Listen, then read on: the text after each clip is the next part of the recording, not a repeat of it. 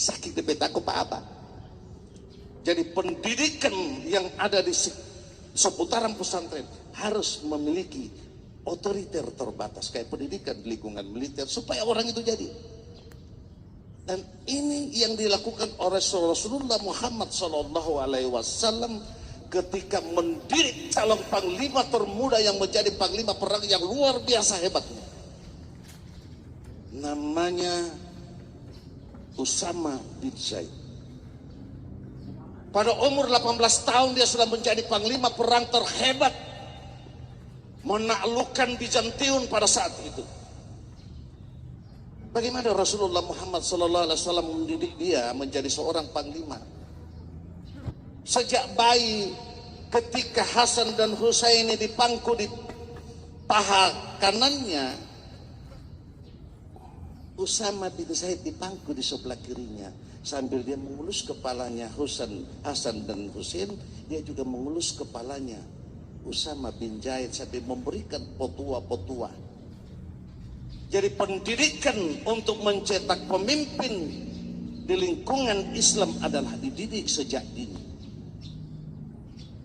Dan seorang pemimpin akan melihat calon pemimpinnya sejak dia kecil. Saya bisa melihat kayak ini pasti calon jenderal kau nanti.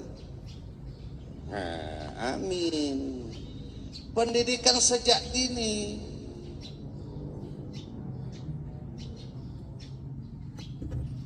Setelah itu seiring dengan pergeseran waktu, pada umur 18 tahun dari hasil didikan Rasulullah Muhammad SAW, jadilah Usama bin Zaid seorang panglima perang yang terhebat di usia 18 tahun. Saya tentara, jadi kolonel nanti 50 tahun.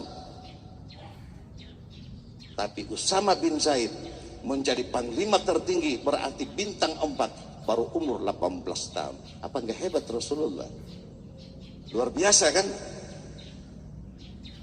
Dalam perjalanannya ketika dia bertempur melawan kafir Quraisy, seorang kafir Quraisy terjebak dalam satu sisi.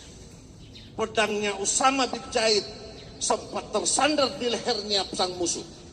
Pada saat itu musuh mengucapkan la ilaha illallah Muhammadar Rasulullah.